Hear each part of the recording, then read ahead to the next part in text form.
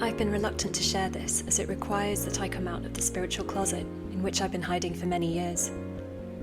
Most recently, the reason I've wanted to hide has predominantly been, in my opinion, the absolute horror show of what modern spirituality has become within capitalism, where anyone can put themselves out into the world as a spiritual teacher, healer, or coach without any checks and balances to assess whether they're in a position to guide others in a responsible and beneficial way. Most often than not, they are not in this position, and the onslaught is messy and often dangerous to people's mental, emotional, and physical health. The complexity lies in the fact that the assessment required is not the Western, medicalised, and colonized version we have been led to view as the most valid. This assessment is often best made by community, by elders, and by the person themselves, if they are able to view themselves with clarity. Most of us cannot, and that's not necessarily our fault. We haven't been taught how to, and on the whole, we lack healthy communities and eldership. Witnessing what is happening in the name of wellness and spirituality has caused me to feel repulsed, angry, and incredibly concerned, and the repulsion part is what has led me to hold back my own spiritual experience, my own story, and the core tenets from which I live my life, because I don't want to be viewed like that. However, I have come to realise that this attitude is not beneficial, because it means I stay silent when I could actually speak. It means I keep the foundation of my work hidden when it may actually be able to help someone, even if that person is just me. I'll start by sharing my story. I was brought up in an Indian Gujarati family who are mostly practicing Hindus. The first image of the divine I saw was the goddess Durga, riding a magnificent tiger and brandishing symbols of both war and peace in her many hands. When my mum died of leukemia, I was 9, and within 2 months my father had started a relationship with a school friend's mum, the daughter of a man who had served in the British Army in India, a born-again Christian, and, as I was to later realise, my long-term abuser. My Hindu roots were eroded and I soon became a Christian, attending a born-again Christian school and church, truly believing that Jesus was the one and only saviour for many years. I didn't realise that I was being colonized in my own home on every possible level until decades later when it was safe enough to disentangle myself from the people who had caused and enabled it. During my teenage years, and despite my belief in Christianity, I also carried a deep mysticism, naturally understanding astrology on a fundamental level, gravitating towards the deep symbology of the universe which showed itself to me through dreams and everyday life. I knew things that I could not possibly have known, but I had no one to speak to about it. So it was only through my diary, art, and poetry. This deep inner guidance led me to naturally start questioning the patriarchal exclusivity of Christianity and led me to leave the church, as well as through comments I'd received along the way, such as, "Your Hindu family is going to hell if they don't believe in Jesus," and "You can't enter heaven if you're not baptized." My stepmother had a deep preoccupation with the apocalyptic end times in a way which caused deep fear within me. Yet I now knew the Bible enough to question every aspect of it, its many contradictions and irregularities. I knew it had been written and rewritten to serve whichever leaders were in power at the time, and I also knew that dogmatically believing in one doctrine was not the route I wished to go down. I also desperately missed the mother aspect of God, the feminine. There was something deeply wrong with what I had learned, something which erased not only my existence as a woman, but the existence and beautiful complexity of the earth herself as our sacred home.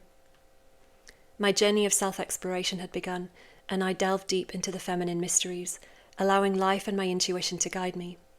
Meditation and subtle energy work soon followed, as I started to see the years of grief and abuse that had been deeply patterned into my system, and how most of what I thought was my personality was actually a trauma response.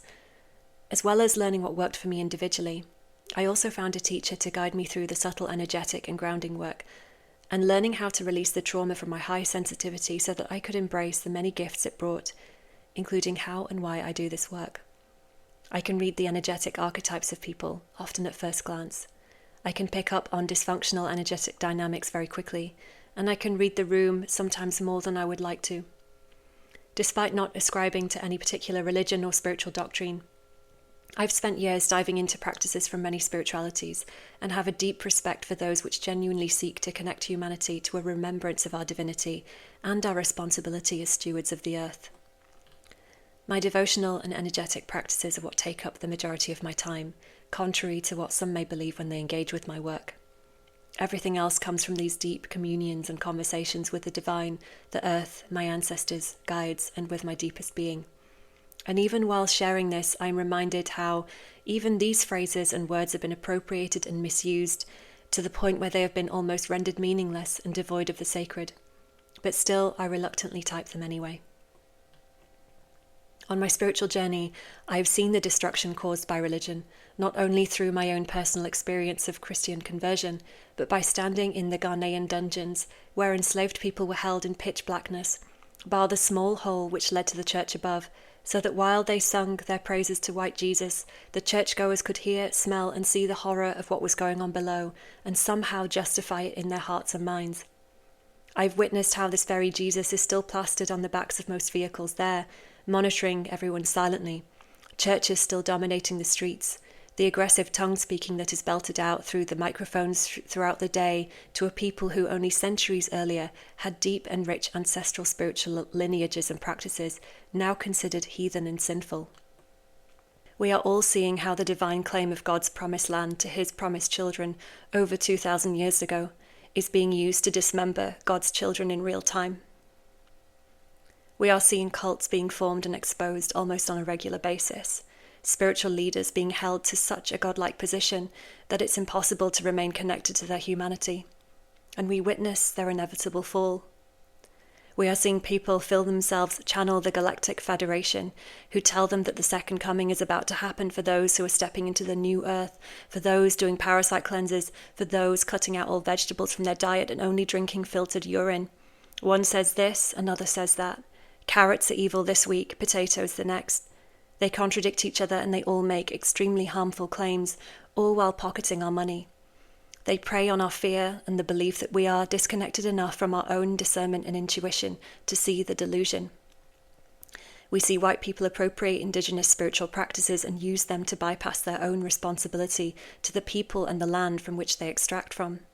We see their spiritual tourism used predominantly to support their own ascension journey at the expense of indigenous people's sovereignty, their sacred practices, and their right to financial compensation so that they can feed their families. We see how these practices are sold to more Westerners at extortionate prices, ultimately serving themselves but not being used to help the many people of the global majority who have been spiritually, physically, and emotionally colonized. Yoga has been reduced to stretches on rubber mats. Entire industries have been built upon leggings. Ayahuasca is now in our modern lexicon, yet we see very little of the sacred wisdom that it is supposed to bring about, only further illusions and disillusionment from reality. The issue is not with the plant itself, of course, but how and why it's being used, as with all plant medicine. We're leaving our bodies to explore the astral realms, but we can't even have healthy conversations with each other when conflict occurs. We're disassociating when we hear bombs are dropped on families or when we hear that we've caused harm to someone. We are seeing insanity occur over and over again under the guise of spiritual goodness and wellness. Capitalism has given the go-ahead for anyone and everyone to put themselves out there with their so-called spiritual gifts and promises, but without one iota of wisdom. If our spirituality is not helping us become more human, more compassionate, and grounded enough in our bodies to witness both the beauty and the atrocities of the world, to stand what we see, and to respond to this in our own unique way, whatever that may be, then who and what does it actually serve? This isn't a call to activism by any means, this is a call to sanity. The sanity of knowing that everyone has the right to believe what they believe, to live on their ancestral lands, to exist in a body of whichever colour skin they have, to love whomever they want, and that we don't have a spiritually justified right to oppress them by imposing our values onto them, nor do they have the right to do that to us. Rather than be used to punish ourselves, to hold ourselves to an impossible standard of goodness, and inevitably fail, to feel morally superior to someone, or to simply bypass everything altogether, I believe that our spiritual beliefs and practices can help us come back down to earth, to our bodies, and to the love which already exists around us and within us. To bring it into our day-to-day actions, such as giving back to the earth, being mindful of what we extract, and to try and have our words and actions align. To honour our ancestors while also being mindful of the harm they may have caused. To practice surrendering to the mystery every now and again.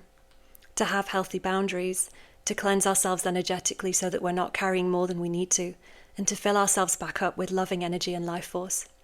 to create healthy relationships built on honesty and reciprocity rather than extraction and abuse, to honour that while we may not like someone, they are as divine as us, to speak with ferocity when innocence and the innocent are being destroyed, to laugh, to soak up the sunlight, to remember why we're here, and to find a sacred reverence and self-respect again, so that we love ourselves enough to keep going and growing even when it feels hard. Love knows what needs to be born and what needs to be destroyed, so that life can thrive in its fullness. And I'm reminded once again of the first image of God I ever saw, and how she held both symbols of destruction and creation in equal measure. And this is why I've come out of the spiritual closet, to say what I've been longing to say, but silencing within myself for a long time.